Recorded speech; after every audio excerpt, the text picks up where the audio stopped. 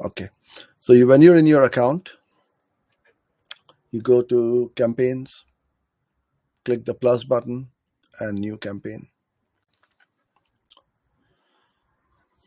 Depends on what your objective is for the campaign. For dental clinics, it is lead generation, but if you're selling online, you can have sales, website traffic, for brand awareness, app promotions, local store if you've got. So these are all the various goals which you are just giving an indication to the algorithm or to Google bots what you're looking for. So you go for leads. You must have all your conversions set up in your account, and it will pull through. And if you don't want any of the conversions coming from here for this campaign, then you can remove it. I'm going to keep all of them here. So let's say purchase. This is my test account. I'm going to remove this from here. If you don't see any conversions over here, then you will need to add them. I'm not going to go through the conversion tracking setup in this video today. I'm just making sure everything is visible properly. Oh yeah, now it's a bit better. Okay, then you select the campaign type. Ours is search, but then you also have sorry, today is YouTube video, so I'm going to go with video, but you have got all these other options available for the campaign type. We go YouTube, and then we have the conversions goal. I can either restore it and bring this over here. So I've got all my conversions back in here. Well, why has it gone back?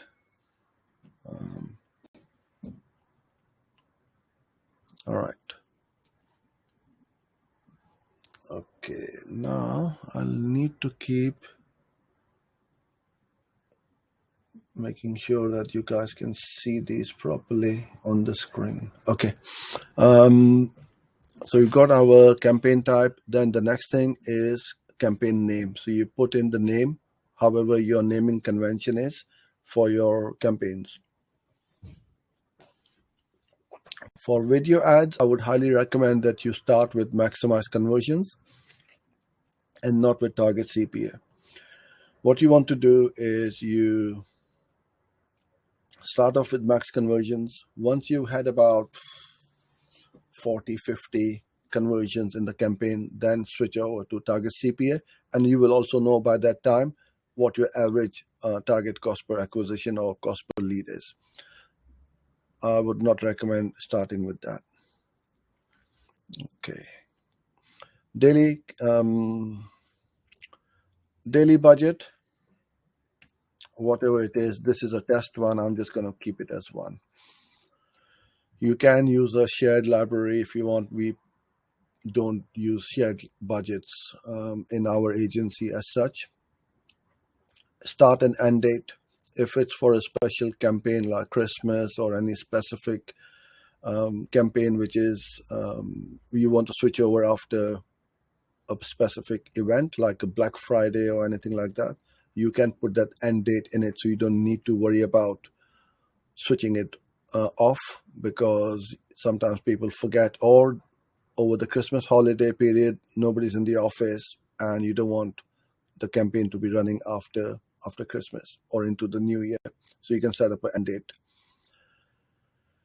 Now, you used to be able to take off the video partners on the display network previously, but not anymore. So Google have changed things around in the account, and this is one of the biggest changes which a lot of people are not happy about, because now you are being forced to show your ads on the display network. So what does that mean? Is it a good thing or a bad thing? I think it's a bit of both, because you have less control over your campaigns. If you are just targeting certain placements on the YouTube channels or videos where you know your target audience is or are, then you can target. You're not able to do that anymore, because this will also show on other third-party websites or Google partner websites on the display network, where you also see the banner ads as well. Now, I was just surfing around and I think it was CNN or some other websites, and all of a sudden I saw my video pop up on there, and I had never seen it before. So it was following me with my remarketing ads. So it can bring in more views from outside of YouTube, right? So you need to be careful as to where these ads are shown and keep a very close eye on it. Because if you are wasting money on some placements, then you need to start excluding them. So, but we now don't have any options. In fact, Google might as well delete this box from here because it just doesn't give you any options to uncheck any of these. Anyhow, it wasn't supposed to be a rant. It's just a fact that now we have less control. Location, wherever you want to run your ad, whether you want to run it around a 5-mile radius. So for a dental clinic, it's usually local. It's not national, unless you are selling something, a cleaning kit or teeth whitening kit, nationally, or maybe it's an international product you can sell. But for dental clinic who are looking to serve their local audiences, no more than 5-mile radius, because nobody's going to go to a dentist from far away. 10 miles, 15 miles, they're too far. They just want a local dentist. 5 mile is more than enough. Select your language, whichever is your local one. For me, it is English. We tend to keep it standard over here. You don't need to worry too much about it. If you want to be a bit more specific, I would take these ones. Select content types to exclude. Yes, I want to exclude these, because when somebody's watching a live stream like this one, they don't want to be disturbed by ads. They will keep on skipping it. So that's why I would take these out. Site link, add it, because it's going to help you as many as you can. You can use your product feed if you are an e-commerce site through a merchant center and run shopping ads on video, with video on YouTube. So that's a really cool way. Not many people know how to do this, but for me, it's not. We can't sell this as a product through the merchant center, because we are not selling products. We are offering a service. Devices, you can either run on all 3 devices, or now the TV as well, or you can select which ones you want. We, as a business, we run separate campaigns on separate devices. So we split them out, because mobile is going to eat up all the budget, and then the computer and the tablets don't get a look in.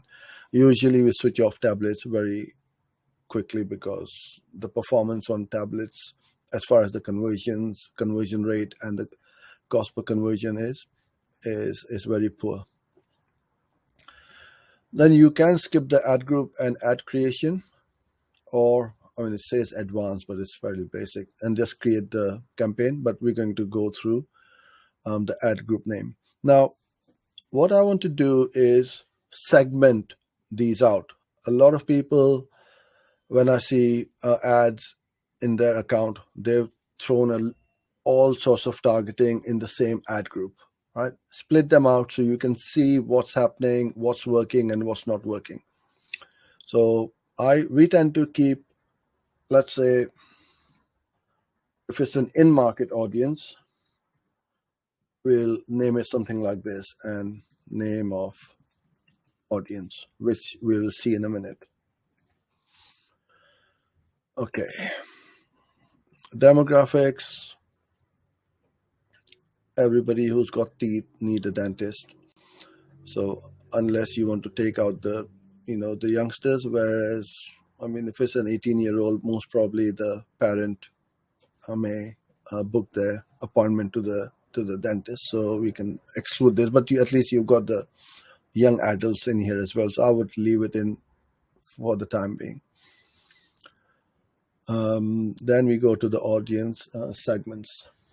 It's all looking good. So you got your custom segments, your data, and the interest and detail demo. All you would do is go into one of these, and let's say if it's a remarketing campaign, I want to show ads to anybody who has been to my website. I would then select this one, and whichever audience you want to select. I mean, we got loads of these, as these are all our test account, so it's got 0 in here, which is fine, but you need to have some audiences. So let's check this one as well. And then I'm going to name this as my remarketing all website visitors. Now, if I want to target someone who has viewed my video on YouTube, I will not put them in the same ad group. I will make a new ad group, which will be remarketing all video viewers. And then we will select that video viewer over here. Or if you want to go into custom segments, you can then go, if you got any custom segments, like you got competitors or the other dental clinic, you make a one for competitors, put all the URLs of other dentists in that audience, and then you can do it over there. You can create a new one. It will take you over to here, and then you can put in any people who searched any of these terms. So if somebody is searching for emergency dentist, enter dentist near me. So these kind of search terms I can start putting in. And when you're making a custom segment, you then name it as the emergency dentist. This one is. And I'll add a few more, about 15 odd keywords in here. So don't select this one, because this is the long-term affinity audience, which it used to be custom affinity. This is custom. This is in-market audience, people who search for any of these terms on Google. So even if they haven't been on your website, they can be targeted. Or you can target by anybody who has been to your competitor. I'm just going to put it down over here. Competitor.com. They will have some traffic, or some brands like Invisalign, or somewhere people are going to those for, straightening the teeth or anything like that. You can target those, but then I would keep them in separate custom segments. I'm just showing you over here. Don't put them all together. If you are making a custom segment for emergency dentist, put 10, 15 or 24/7 dentist near me. Now, because my account hasn't got any URL, usually you will get ideas over here, and then you just select them and make a custom segment. So now what I've done is I've got remarketing all website visitors, but I've got 2 targeting. Don't do that. I'm going to take this out. I just showed you how to do it. 1 ad group, 1 target. Keep it simple, and you will thank me for that later on, because it makes things super simple. And now you can use this. It doesn't, to be honest with you, make much of a difference, because it's only giving us an average of 20% more conversions. Although I say 20% is quite a big number, but I haven't seen anything not working when we uncheck this one. We usually keep it checked in. Then we go to our YouTube channel. You must have your video uploaded on YouTube to be able to create your video ad. Paste the video, put in your URL,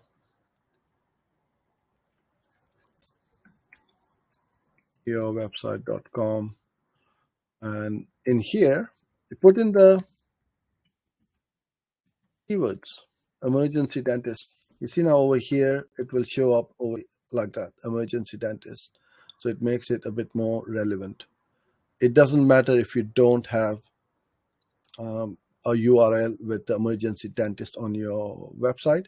This is just for the display, and this is why it is called display URL. The final URL is where the traffic is going to go when somebody clicks on that ad. Call to action, you got quite a few over here, whichever is applicable to you or your business. I would say book now or learn more is a nice call to action, which I like, because you're not making anybody obligate, okay, shop now or buy now or something like that. These are a bit more stronger call to action. We just want to do learn more. It's fine. Then you have your headline, which is 15 characters long. Let's see if we can put in emergency dentist. No, it won't. So dentist near me. Perfect. So that will show up on your ads, the call to action, like that.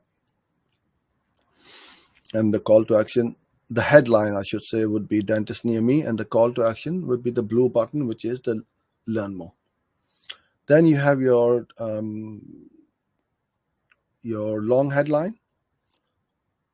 I'm just going to put these in as it is demonstrating,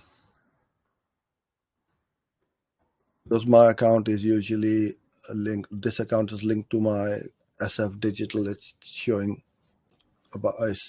these descriptions for digital marketing. Anyhow, this is just for test. So you will have your long headline about dentist and your description, which is 70 characters. Now, they are different character lengths for different campaigns. So whatever they are over here, you put them in. Let's go in here. You don't need to worry too much about the tracking template. This is for using advanced stuff. Don't let Google auto-generate your channel banner. Take some time.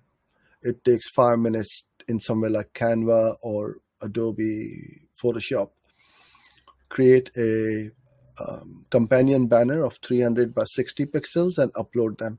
So I probably have got something so like this. Just add a logo. It's fairly simple, because these banners will stay over here for a longer time, even once somebody has skipped the ad after 5 seconds.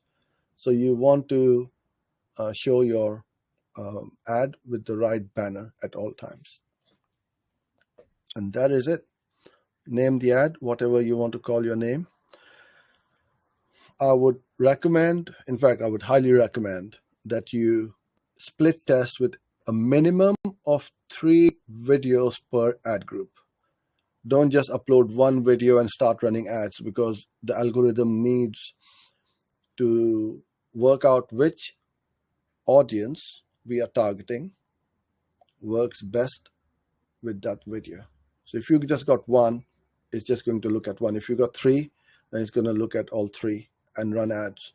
If you got 5, and that would be the perfect number, or the ideal number, I should say, you keep running those 5 campaigns or 5 ads, and then see which one is the winner and which ones are the losers. The ads which are losing, you keep pausing them, or the ones which are expensive, keep pausing them, so the winning ad keeps running more and more, and then your campaign optimizes even more. Okay, so that's how you set up your video campaign for any kind of business, but I've just shown you how to set this up for a dental clinic.